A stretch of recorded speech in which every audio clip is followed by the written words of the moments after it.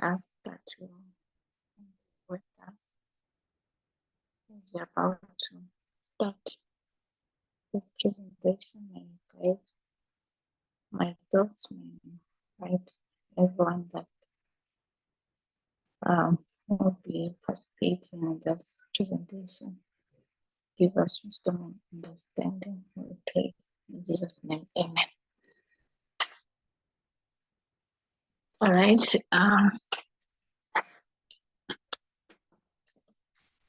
We are going to continue from the study that we began last week, which is titled Acts 27 and the Sunday Law. So I'll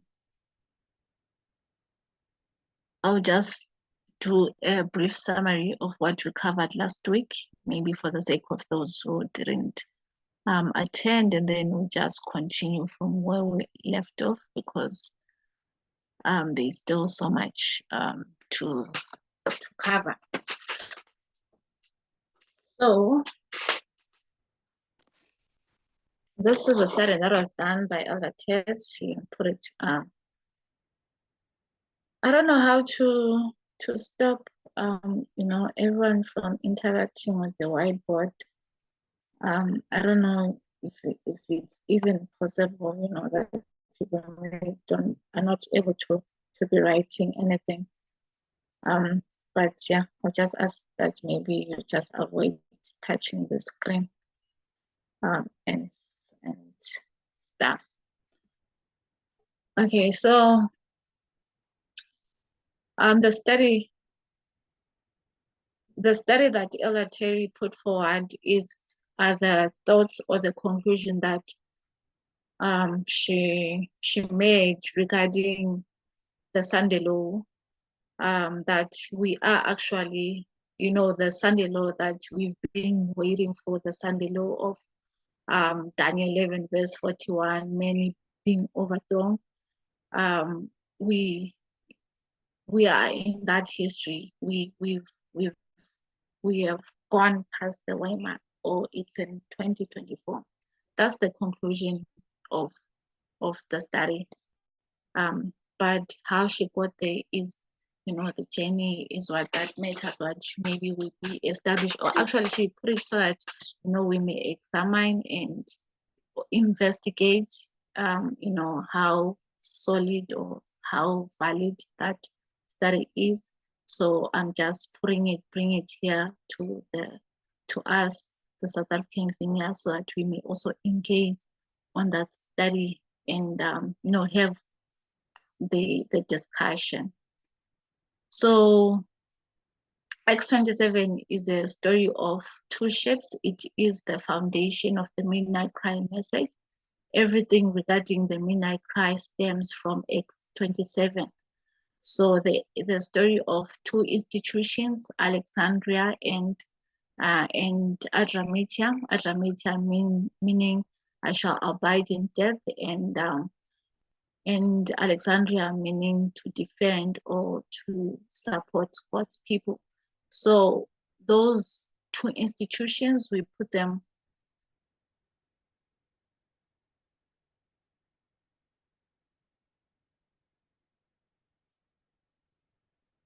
Okay. I don't know how to do that, Nana, like exactly what feature like what I'll have to select to stop. I don't know exactly. Maybe if you're able, you may advise me. Because yeah, people are scrolling and some are typing things, they were wrapping things, and I would really appreciate you if you may tell me exactly how to stop that.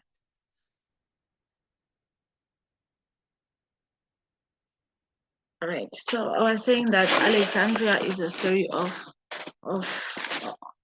yeah, I know, man. I mean, X27, tells us the story of two institutions, how, at Sunday law, they go through shipwreck, and they just don't go beyond Sunday law. But then it's the people. Okay, maybe. All right, Alexandria, begins from 1989. It's the line here, the one, the top line. It's the journey of the story of Adramitium. I'm sorry, I meant to say Adramitium. And it goes through Caesarea, Sidon, Cyprus, Myra, and it ends at Myra. Paul, Luke, and Aristarchus, and the others have to, drop off there because the ship is not going beyond that. And then they take the second ship, which is the ship Alexandra. It's coming from Egypt, is taking wheat to Rome. And because Paul, as a prisoner, is heading to Rome, they take on that ship. And it goes through different, it goes past, different, whether towns or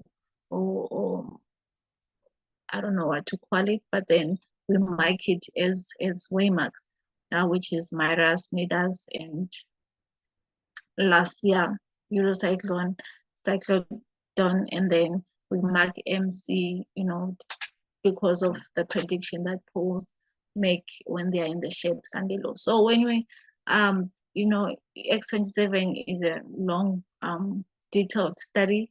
I'm just trying to kind of summarize.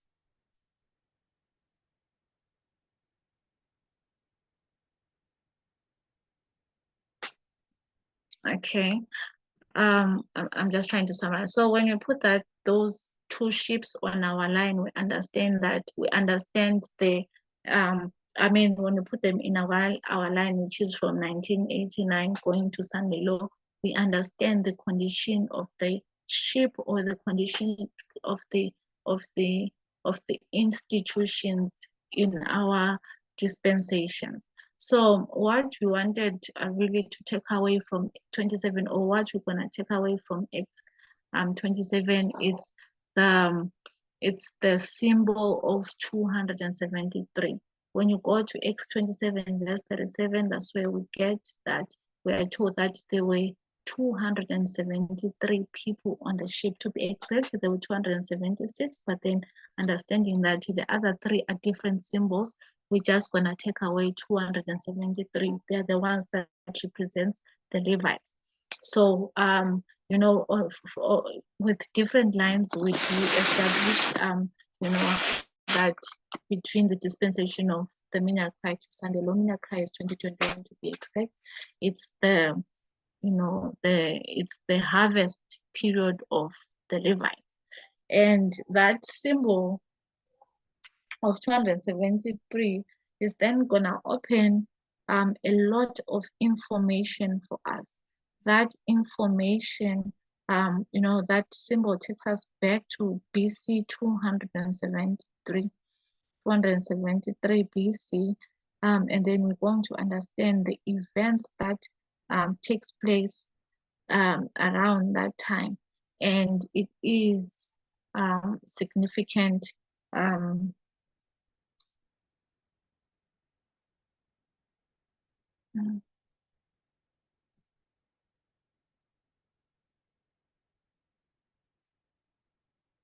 Okay, it is significant history, especially when you understand the history and then bring it into our dispensation.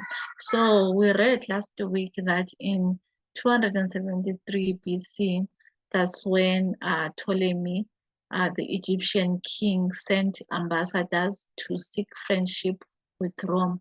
At that time, Rome had been in a 6-year war history with Paris, and it had really come to the attention of the other world powers. It had rose, it had become, significant, or it has become, powerful. Hence, Ptolemy was seeking its friendship. So, and Ptolemy and Rome only responded the following year, which was in 272 BC. And Rome responded by, of course, agreeing that, the two nations be allies or be friends. I guess they saw it beneficial. So we are told we read a quotation that told us, the representative that was sent back to Rome, and one of, or actually the head of those people, his name was Quintus Fabius Maximum Gages. It's his name.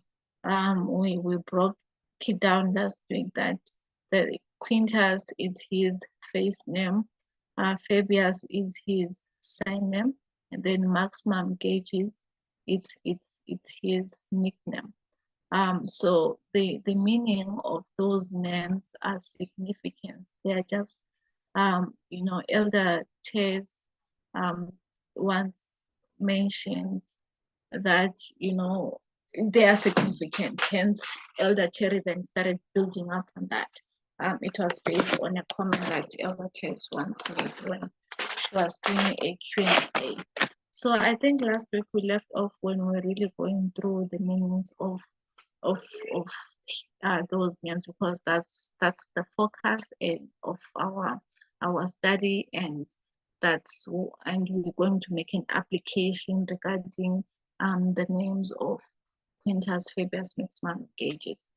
There's so many things that transpired in 272 BC, whether the fall of the death of Taras, Tarantaram fully surrendering, and all that. But for today's study, we will not focusing on that. Maybe we may look at it some other time. But for today, we're just focusing on this.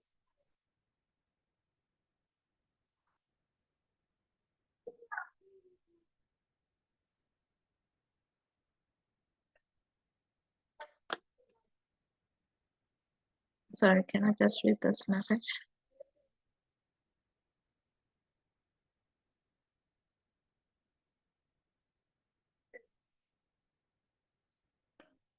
Okay. Are you not able to zoom from your side? Because on my side, it's like 100%. You see, I think you're able to zoom. You can, each and everyone is able to zoom in and zoom out. Are you able to do that, Tata? Because on my side, I actually zoomed out. It's on 100%.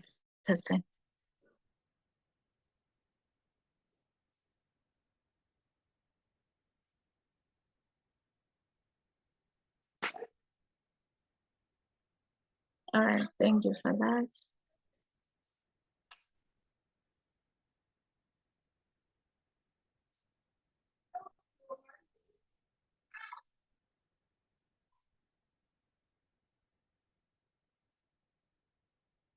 All right, so last week we left off at defining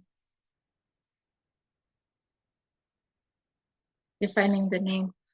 So I'm just quickly going to my notes.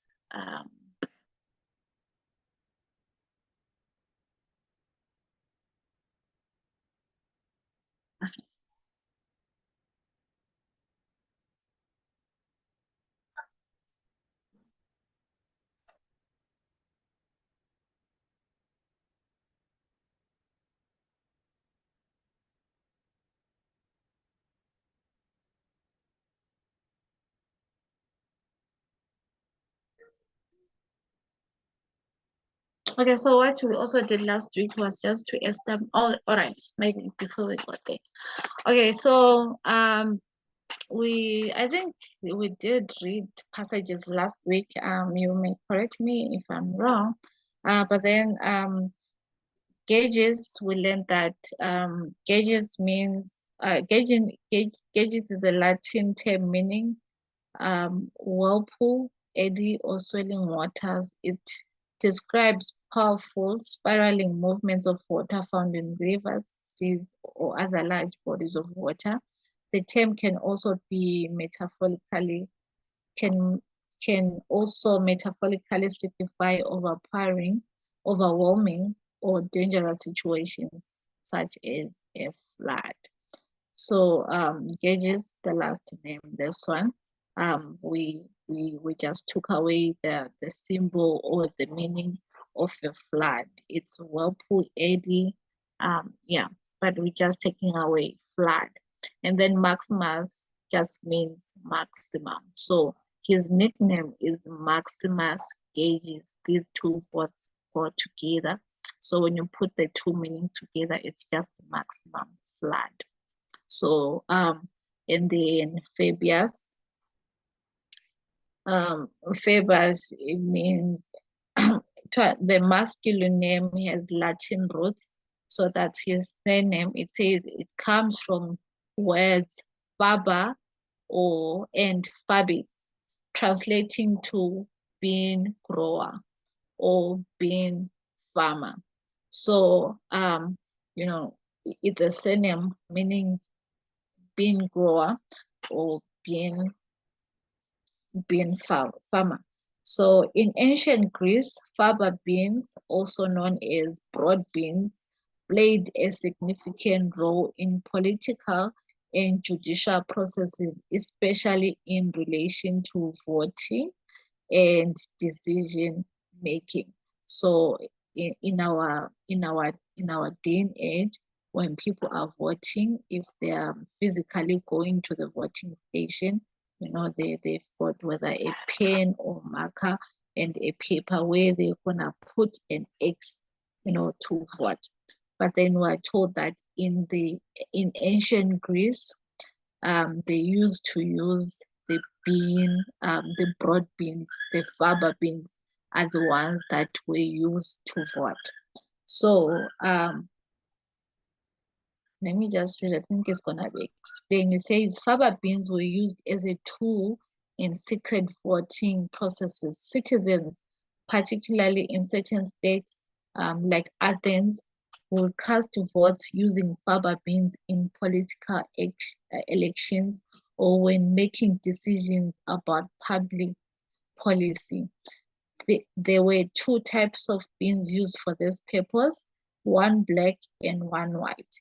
The white bean indicated a positive vote, and the black bean symbolized a negative vote. So they the broad beans, there is the black beans and the white beans. So those beans, both of them were used for voting.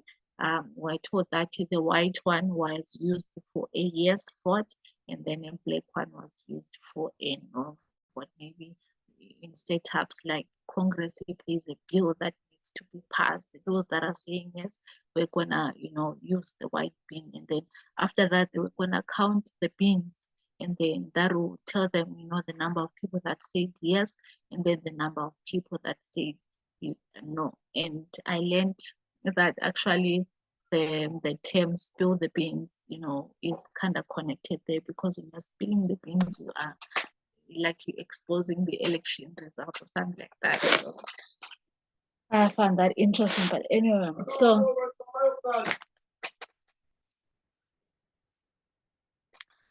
and if anyone has a question and comment or fast, please stop me. Yeah, welcome to interact.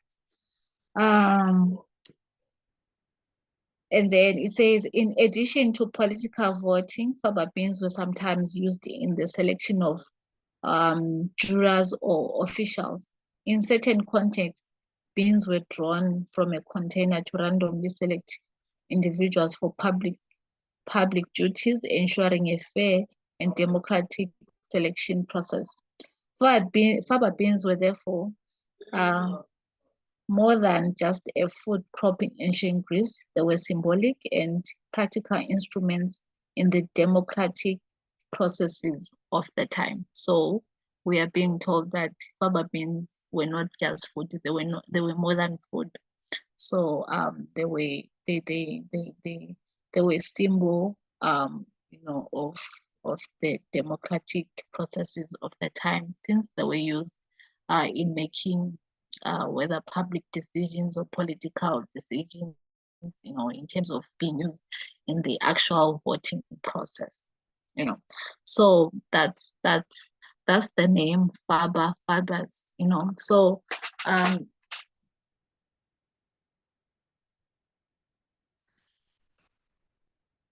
So the literal meaning of that, of the name Faba, it's the being, and but then when we apply the spiritual meaning of the Fabas, it's the election, since the beings were used for voting.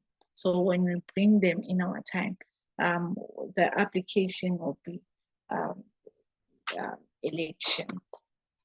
And then Quintus. Quintus, it means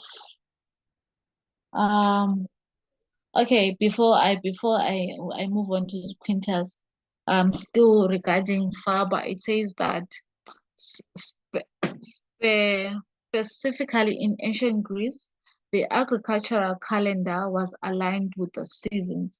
In November, especially the beginning of the month, was part of the traditional planting season for winter crops, including faba beans. These beans will be sown in the autumn, um, often around late October or early November, as the cooler temperatures and increased rainfall of the Mediterranean autumn were perfect for allowing crops to germinate and grow through the winter. So we just been told that the faba beans were grown early November, late October. It was a perfect season to grow the crop.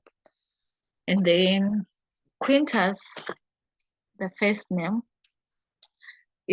Quintus is a Latin or okay. Quintus is of a Latin origin and was commonly used in ancient Rome. It's derived from Latin words quintus, meaning fifth.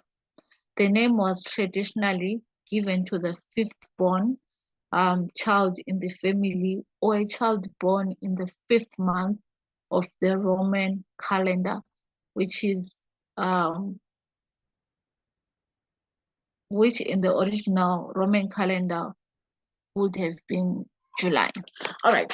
So quintus it means fifth, and it's normally given to the fifth son or someone who is born in the fifth month. That's what the name means. So that's what he is. Okay, so maximum, yeah, we're not told. I didn't get the information whether he was the fifth son, or he was born in the fifth month. But generally, it's either one of those two options, or it could be both. Yeah. So the the Roman calendar. Let me check if I have it in my notes. I'm not sure if it's even possible to share the whiteboard and the screen at the same time. Technology is chowing me today, and I don't want to make many other mistakes. So if you look at the Roman calendar, I just Google it up. It's there on Google. It has 10 months. I think they used it up to 75 BC. Yeah, around those years. It was changed by Julius Caesar. So I think Julius Caesar was just before. Was it Julius? No, I could be wrong there. But then if you look at the Roman calendar, it is the 10 months, and it's Matthias.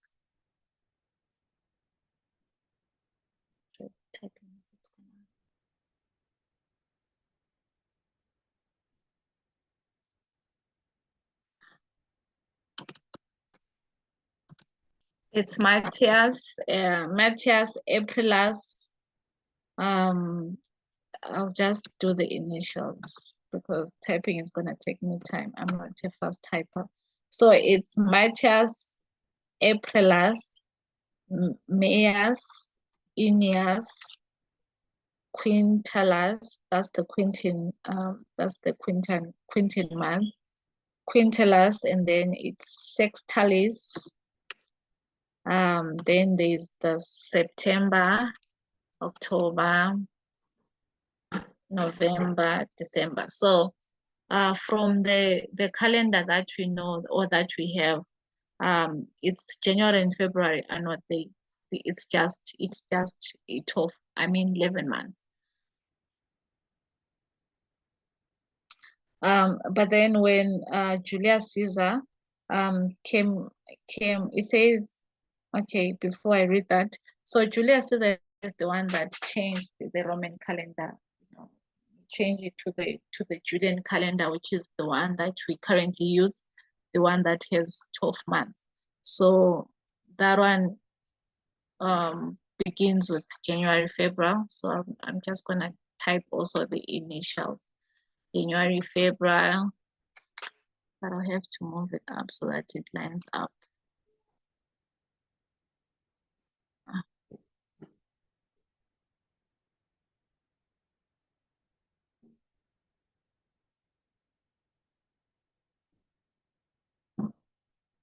Okay, January, February, we've got March, April, May, June, July. So if you look at, okay, so why is it not lining up? This one was 16, this one is 19. So let me also make it 16. And then move it like this. All right, so if you look at the, okay, the current calendar that you used, so January and February are the one that were not there in the Roman calendar, but then March, April, it's still the same months, and then May is still the same. But then when you get to, okay, so we have got March, April, May, June, and then July. So when you get to June, the previous calendar, we had like quintilis, it was the month, but then it was changed to July. Instead of keeping it as quintilis, which really means the 5th month, it was changed to July, and because it was changed by Julius Caesar, he gave it his name because he was born on that month. So that's how it changed from quintilis to July, and then instead of sextilis from the Roman calendar, sextilis changed to August, and it was changed by Augustus Caesar. I don't know if it's because he was born in August or something or not, but then he changed that month.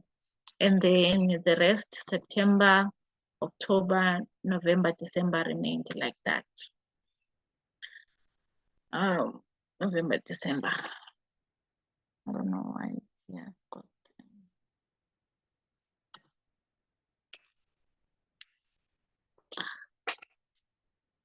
Are we together so far?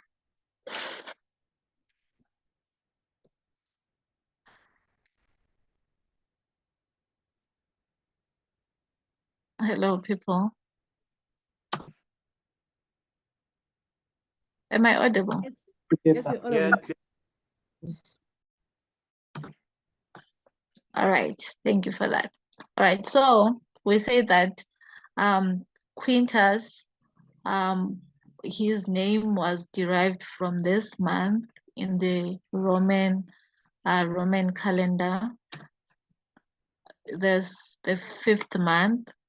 So when the Roman calendar was changed and this new calendar that we're using was adopted, this month was changed to July.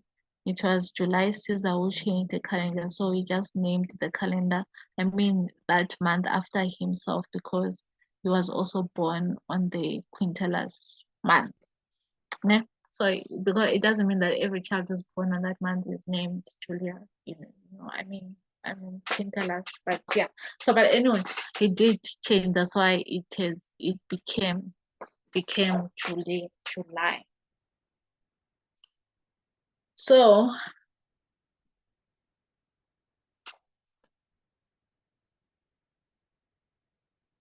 I'll just read something here regarding Julius Caesar. It says that the name Caesar, famously associated with Julius Caesar, originated from gens Julia, one of the ancient patrician families of Rome. Julius Caesar was born into this prominent family, and his full name was Gaius Julius Caesar. The title Caesar itself has an interesting and somewhat debated origin. Here are a few theories about how the name Caesar came to be associated with his family. Some scholars believe that the name Caesar may be derived from the Moorish word for elephant, reflecting a legend that an ancestor of Julius Caesar had slain an elephant in battle. This theory is supported by the fact that Julius Caesar often used the image of an elephant on coins, possible as a symbol of his family's history. All right, so we're being told that Julius Caesar, um,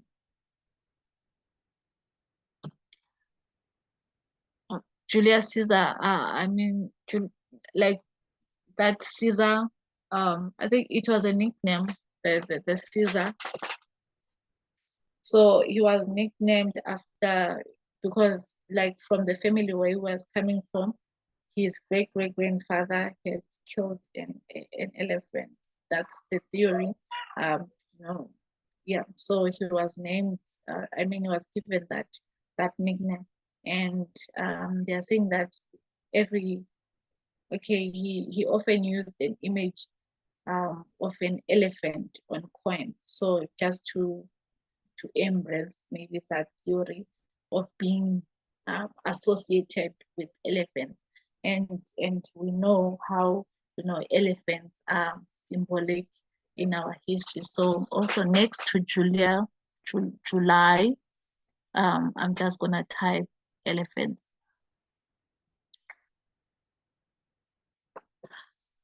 Elephants.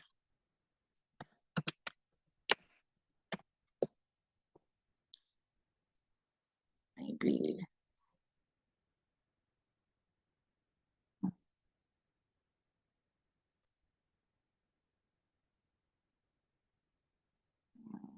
doesn't want to sit where I want it to sit. But then anyway, so just so we may see how we're tracing this is that here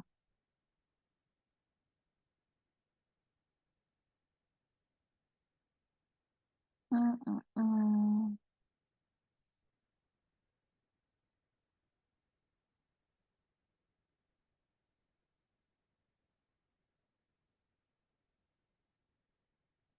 All right, I'm just asking that we avoid touching the screen.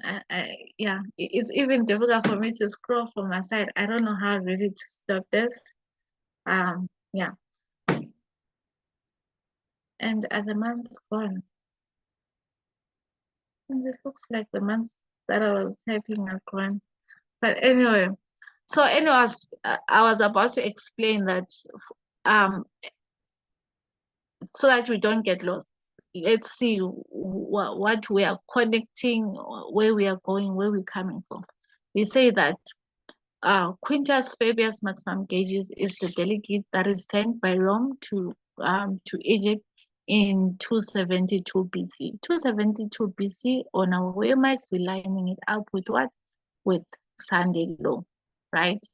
Which with Sunday law.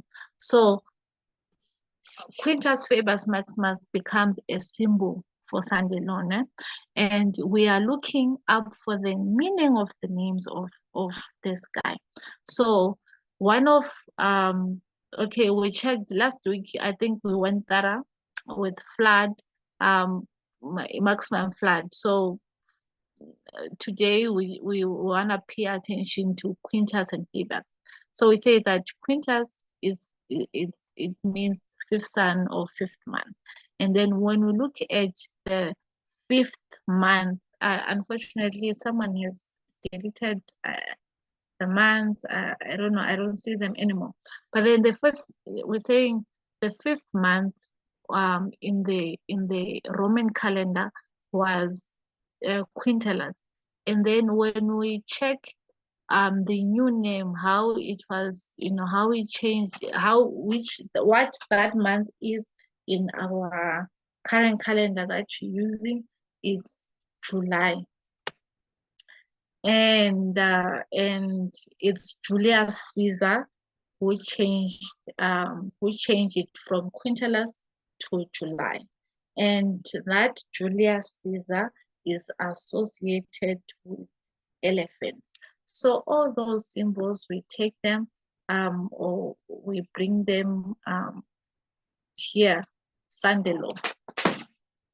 Sunday law, and we use them, and that's the suggestion that Elder Terry is bringing forward to say, when we um when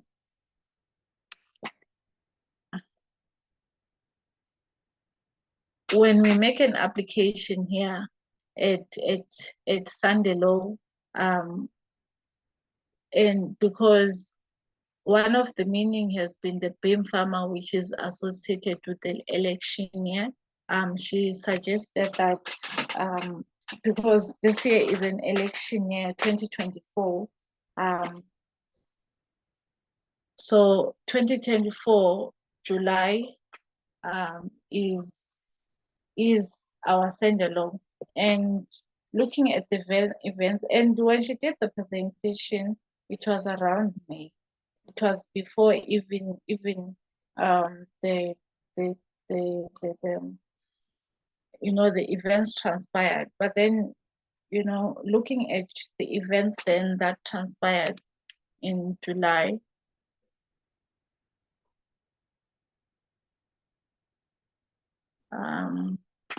looking at the events that transpired in July, we're just gonna briefly look at some of them.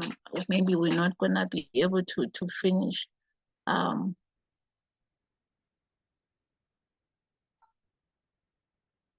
Okay, so July was a very eventful month. Someone says that maybe later in life we're just gonna there'll be a book that's titled or a history book only titled the first half of July. That's how that's how big, or that's how eventful the month was. So on July 1, 2024, the Supreme Court issued a significant ruling concerning the presidential immunity. It was a 6-3 decision. The court determined that a sitting or a former president has absolute immunity from criminal prosecution and acts considered official duties within their constitutional powers, such as managing the executive branch or issuing pardons. So basically, maybe just to summarize this, is that the Supreme Court issued a decision or decided that a sitting president or even a former president or even the other president that are yet to come, they do have absolute immunity from from um, from acts that they are okay. They have okay. The criminal offenses that they do when they are performing their official duties as president, they are immune from those. So basically it doesn't matter whether whether a president is Republican or democratic. It was issued that a sitting president, actually it was maybe giving power or for president to say that presidents are above the law.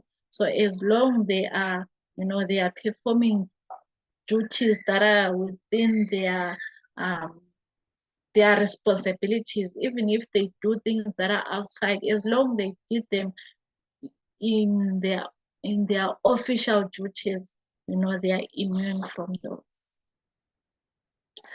And well, that case was because of the 2020 election, of how, of 6 January, of how Donald Trump, was undermining really the democracy. He was undermining that, and he didn't want to accept that he was defeated. So that case has been going since then. Um, so the judicial power gave that ruling that okay, a president is immune, but then it was left for the other, for the district court to determine if Trump, if those acts he committed if those acts were official or unofficial. It was left for the district court to determine. But yeah, they gave a statement that, a president, as long as he's doing his duties, whether they are criminal or non-criminal, as long as they're doing those things within the official duties, they are immune. So that was 1 January. In 2 January, President Joe Biden faced increased pressure from Democratic lawmakers to step down from the 2024 presidential race.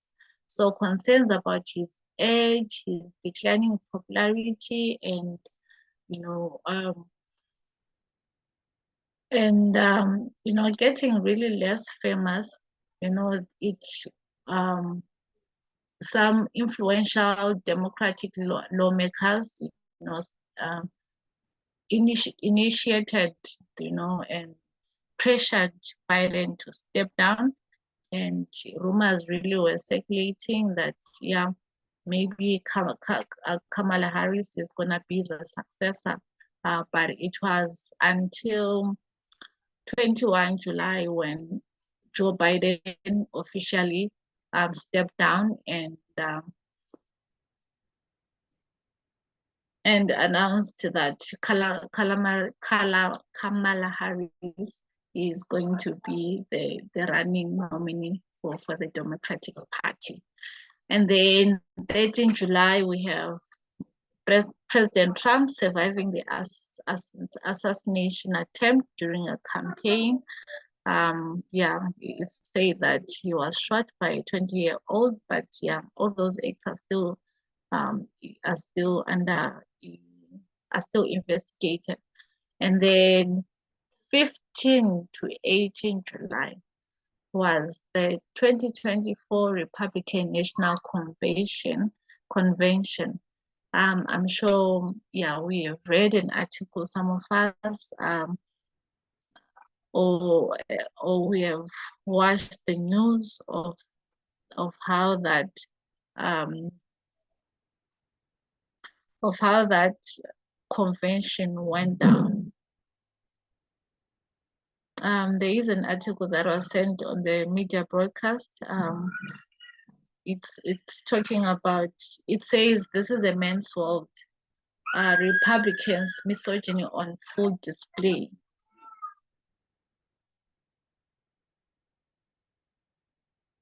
I'm just gonna read 3 paragraphs. Says on night 3 of Republican National Convention in Milwaukee, Donald Trump arrived to the James Brown Classic. It's a men's world, but something was off. Half the song was in Italian as the version announcing his entrance was the classic 1993 duet between Brown and Luciano Pavarotti. Perhaps the Brown estate had joined the dozens of other artists who have at times sent case and disaster notices to the Trump campaign to stop using their music. Regardless, the message was clear. Trump's Republican Party and the vision it has for the future of the United States is a man's world. Some Republicans were shocked when the RNC platform was rushed through to ease up on openly attacking abortion rights and marriage equality. But the GOP rightly saw its strong stance against women and LGBT people as damaging to its prospects in November's election. But to watch the fortnight of the convention was to see clearly that the cultural, social, and political foundation of Trump's Republican Party remains toxic masculinity. The misogyny was so radioactive that it was shocking that women played any role in the event at all. Yeah, so the article goes on and on.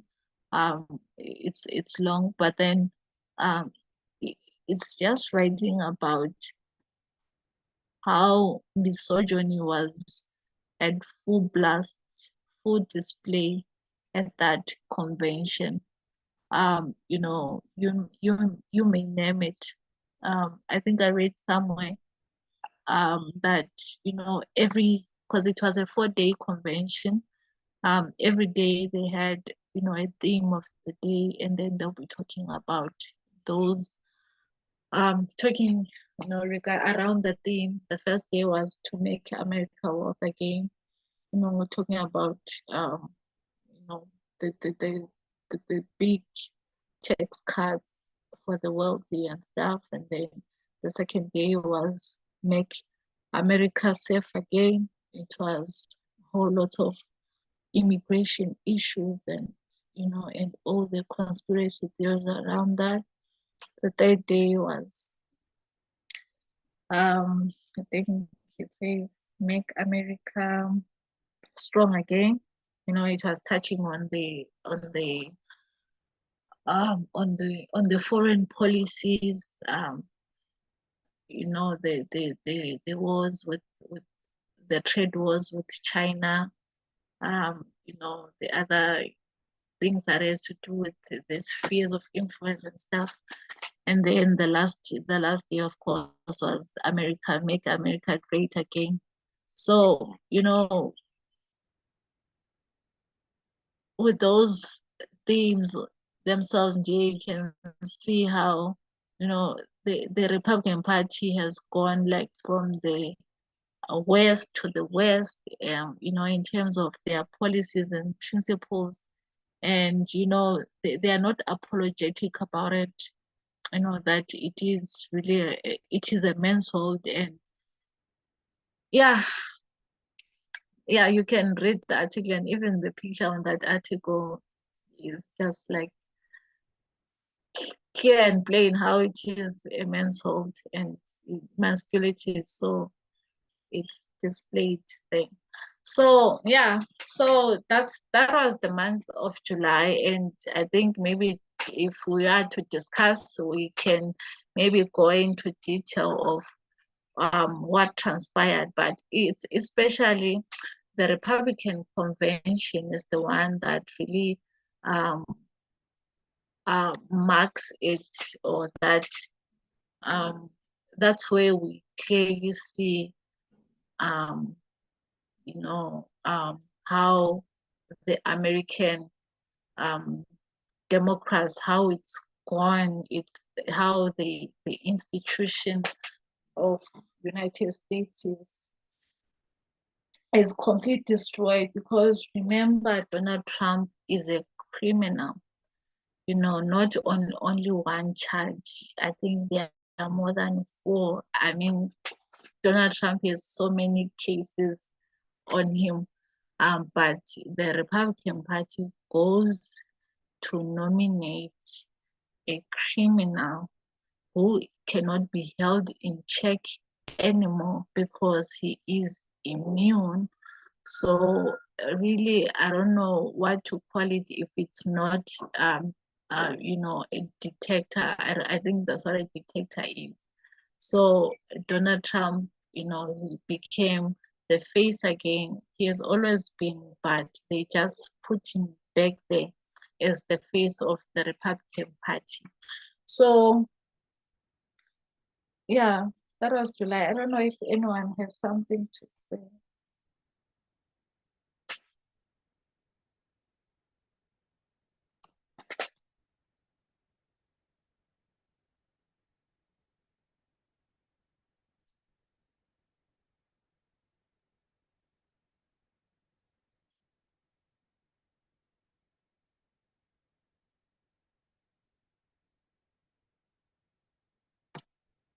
Does anyone wants to say something?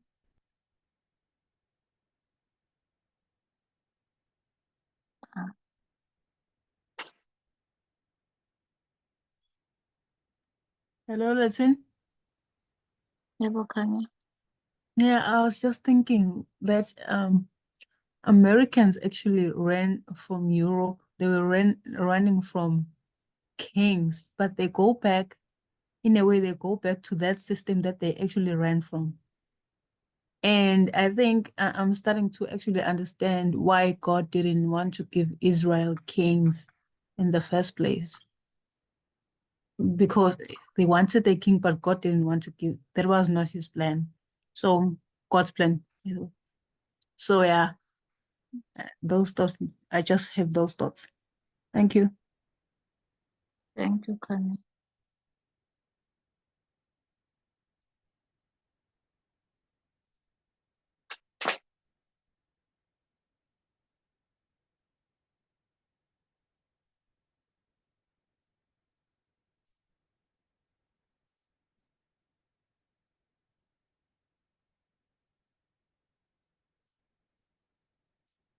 Yeah, so in the afternoon, I would like us to look at the repeating pattern, the thing, within every dispensation. I think we're not gonna look at it now. We're gonna look at it and actually see if maybe what Elder Terry was suggestion, if it fits within those principles that we already established in the movement. Um, yeah, just um, to emphasize some points. So, anyone with a question before I summarize and then we'll just close?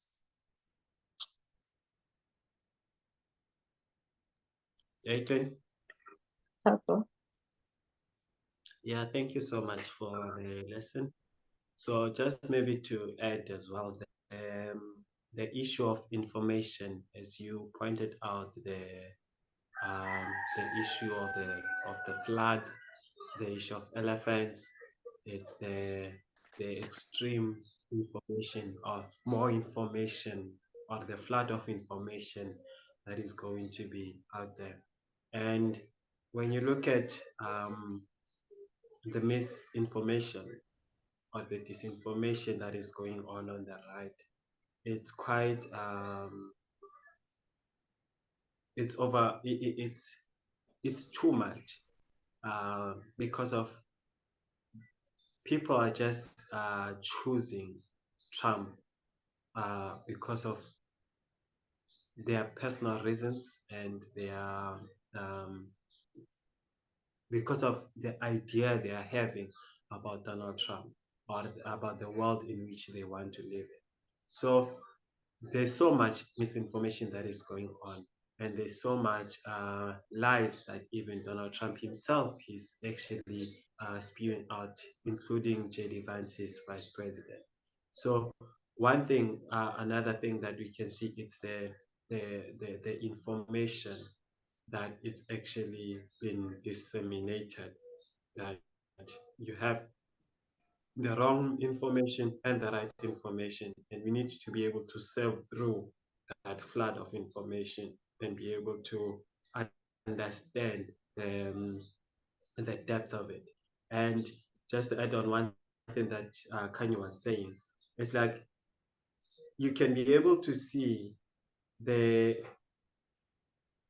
what, because most of we can say that most of the Republicans, most of them, they I they go along with the idea of Protestantism, or they are within Protestantism or evangelical worldview, and you can be able to see that as people or daughters that have run away from their mother, it's another sign just to see how they are going back to their mother in a way, or they are going back to the way the mother was ruling.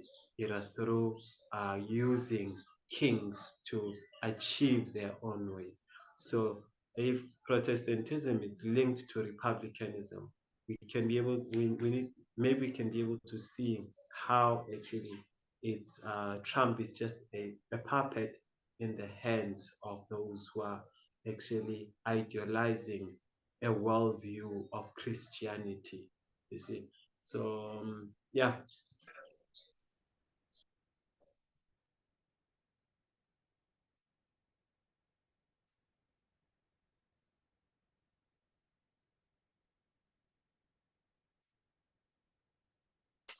Thank you, Tato, for that comment.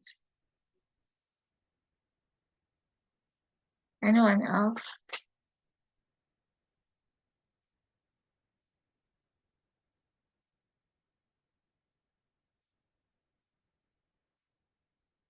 All right, so I will just summarize and then we close. We'll make and then we'll just finalize our thoughts or bring our thoughts together later in the afternoon.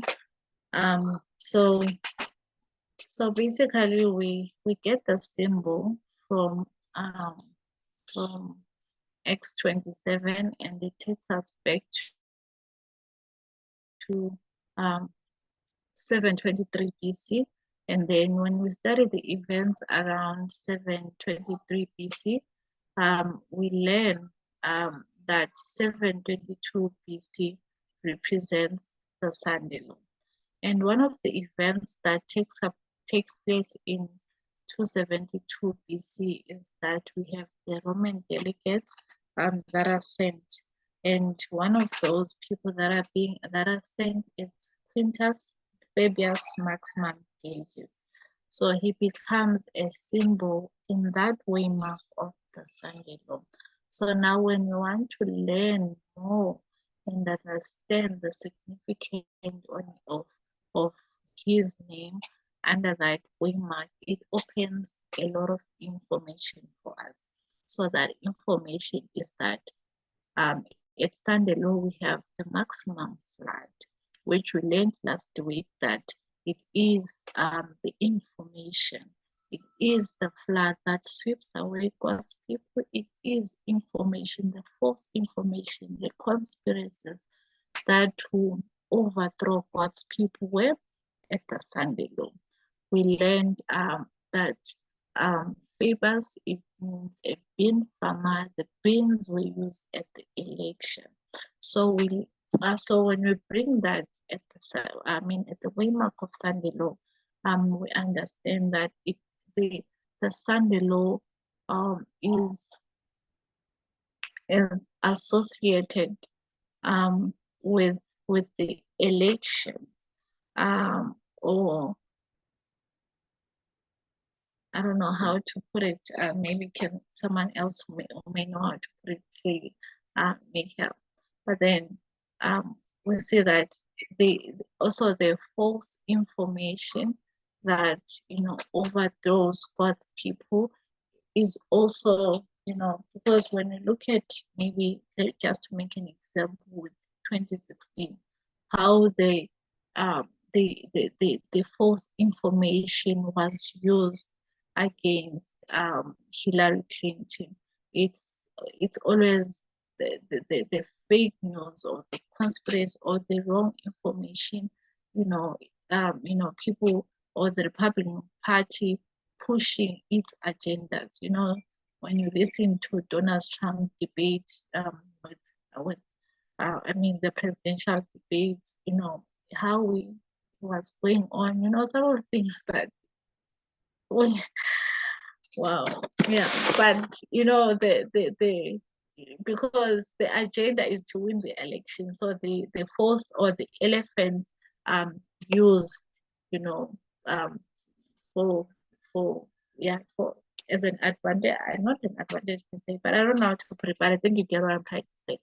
And then Quintus, we say it's the fifth month, and the fifth month was changed by Julius Caesar. So the fifth month is July. Um, of course, July is the seventh month in our calendar, but then back then it was the fifth month, and yeah, it changed to July. So the suggestion was that you know, we have reached the Sunday law, we are living in the Sunday law, God's people are being overthrown, and yeah, all the events. Maybe some other time a different study will just look at the other characteristics that we have at the Sunday law, and then maybe try to establish if yeah how they are being fulfilled if they have, because we know that um a way mark is not only like a point, it's also a period. Just like we say Penang is not um like November. I mean, the Penang, I was trying to say Raffia. Raffia is not only like November 9 is the date, but it's also as the year, because when you look at, you know, the events that transpired under Raffia, how the king of the north was defeated by king of the south, it's all the, you know, the events that transpired within that year. All right, so yeah, so we'll just leave it here for now. When we come back later on, we're just going to use maybe other lines to to establish what Elder Terry suggested. Thank you so much for your time. Thank you for your patience. We'll meet again in the afternoon. Enjoy your Sabbath. So let's close in prayer.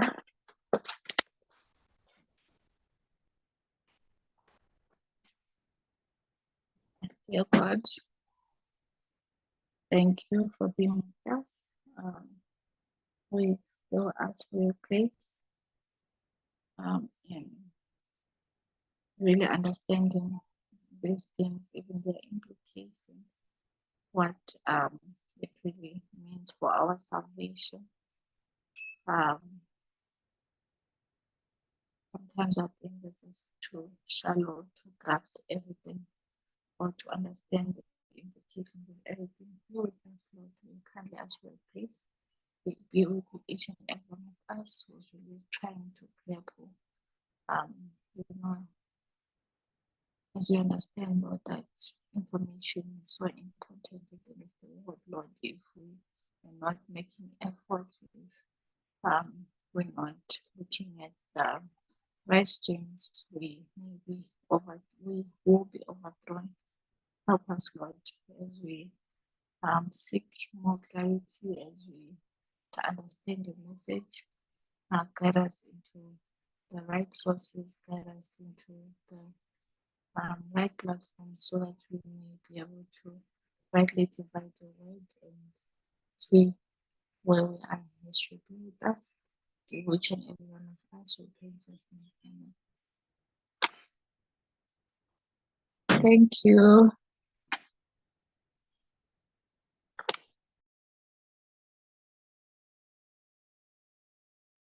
Thanks, Jenny.